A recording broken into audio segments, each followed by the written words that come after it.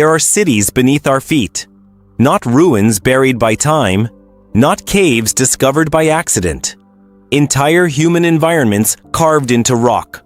Rooms, corridors, wells, churches, storage chambers, defensive gates, and places where thousands of people could disappear from the surface. Some were built to escape armies, others to survive nuclear war. And in one modern town, people still choose the underground because life above is simply too hot. But the strangest part is this. Many of these places were designed specifically so that someone standing directly above them might never know they existed. For most of history, cities have been symbols of visibility. Towers, walls, palaces, temples, civilizations wanted to be seen. But sometimes being seen was dangerous. When armies approached, when governments feared annihilation, or when the environment itself became hostile, humans discovered another strategy. Instead of building higher, they built down. And nowhere is this more dramatic than beneath the volcanic landscape of Cappadocia in central Turkey. From the surface, the region looks almost unreal. Valleys, stone towers, and strange formations shaped by erosion. But hidden inside that landscape is something even more extraordinary. UNESCO recognizes an enormous concentration of rock-cut dwellings, churches, villages, and subterranean towns, including Kaymaklı and Derinkuyu. Derinkuyu is where the story becomes almost impossible to believe. Beneath an ordinary modern town lies a labyrinth descending roughly 85 meters into the earth. Turkish local authorities describe Derinkuyu as an underground complex reaching 18 levels, filled with tunnels and rooms carved directly into the rock. Imagine walking downstairs from daylight, then continuing and continuing. The streets disappear. The sky disappears. Eventually, even the sound of the outside world disappears. Yet this was not simply a hole where frightened people waited. Different sections of the underground complex were used for living, storage, and food production. UNESCO material describes an 8-story subterranean town where wine was produced on an upper level, and other levels contained living and storage areas.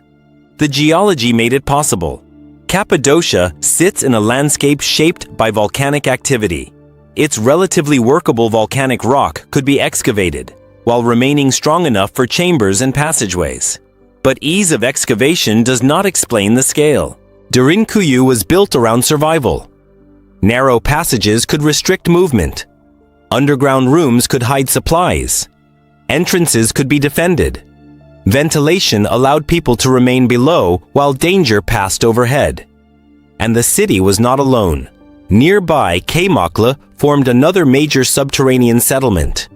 Across Cappadocia, generations expanded rock-cut spaces until parts of the landscape effectively contained a second human world beneath the visible one. Exactly when the earliest portions of every underground complex were excavated remains debated. What is much clearer is their later use. UNESCO states that communities in Cappadocia developed subterranean settlements such as Kaymaklı and Derinkuyu as refugees during periods of invasion, including Arab raids in the Byzantine era. That distinction matters. Stories online sometimes present Derinkuyu as evidence of a mysterious vanished civilization possessing inexplicable technology. The reality is more interesting.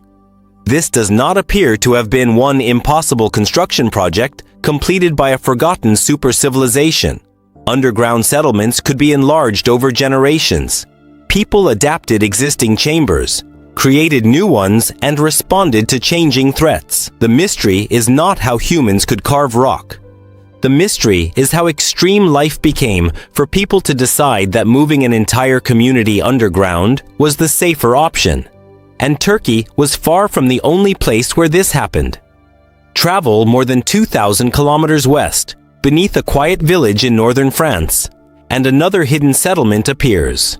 Naurs began as a chalk quarry dug into a hillside around the 15th century. But the empty spaces gained a new purpose. When violence swept through the region, residents could vanish underground. French government heritage records say the tunnels became refuges against brigands and were used especially during the 17th century 30 Years' War. Think about what that meant. An attacking force might arrive at a village and find fewer people than expected. Below the fields and houses, families could wait inside a hidden network where the surrounding earth itself became their defensive wall. Centuries later, Naurs gained another unexpected chapter.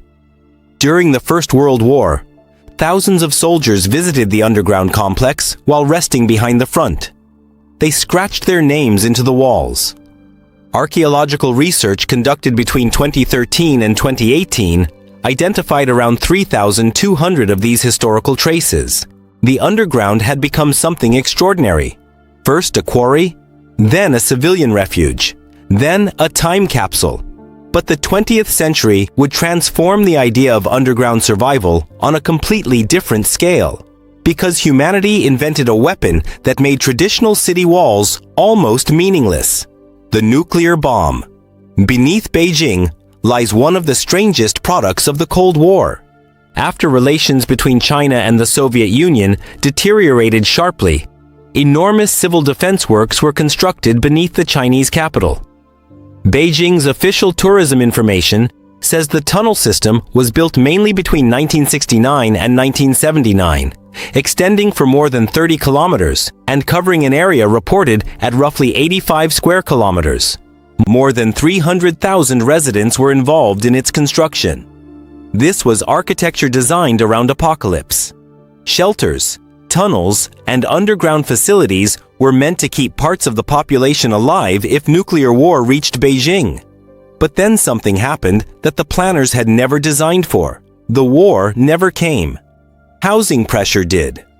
Decades later, sections of Beijing's bomb shelter infrastructure were converted into extremely cheap rooms. In 2017, National Geographic reported that roughly 10,000 bunkers had been built in Beijing, and that large numbers of low-income workers and migrants had lived in converted underground spaces. Beijing had already prohibited the residential use of such shelters in 2010 because of safety and living condition concerns. A system built to protect people from nuclear destruction had become shelter from a completely different threat: the price of surviving in a megacity. And this reveals the biggest misconception about underground cities. They are not really one phenomenon. Some were emergency refuges. Some began as mines or quarries. Some were military infrastructure. And some places called underground cities are actually networks of separate underground homes, rather than one continuous hidden metropolis. The most surprising example is still alive today. In the Australian desert sits Coober Pedy, a remote opal mining town where the heat made ordinary architecture deeply uncomfortable. So residents went underground. The town's own tourism organization estimates that roughly half the population lives in underground homes known as dugouts. Inside, temperatures typically remain around 19 to 25 degrees Celsius throughout the year, without the extreme swings experienced outside. These are not primitive caves. There are bedrooms, kitchens, and living rooms carved into hillsides. Some underground homes extend hundreds of square meters. Here, the enemy was not an invading army. It was the climate. And that may be why underground living is becoming relevant again. Cities today face pressures ancient builders could never have imagined. Extreme heat, overcrowding, military threats, energy costs, and increasingly expensive urban land. Going underground does not solve all of those problems. Excavation can be enormously expensive. Water intrusion, ventilation, fire safety, structural geology, and evacuation become critical engineering challenges. But underground spaces have one enormous natural advantage. Earth is insulation. Temperature changes become slower. Structures disappear from the skyline. Space can be created without occupying the same surface footprint. The same basic idea that protected people in Cappadocia centuries ago still appears in modern shelters, transport systems, laboratories, and climate-adapted buildings. Technology changed. The instinct did not. Perhaps we imagine civilization incorrectly. We search for its greatest achievements by looking upward to towers, monuments, and skylines. But some of humanity's most extraordinary engineering was created by people who wanted exactly the opposite. They wanted to disappear.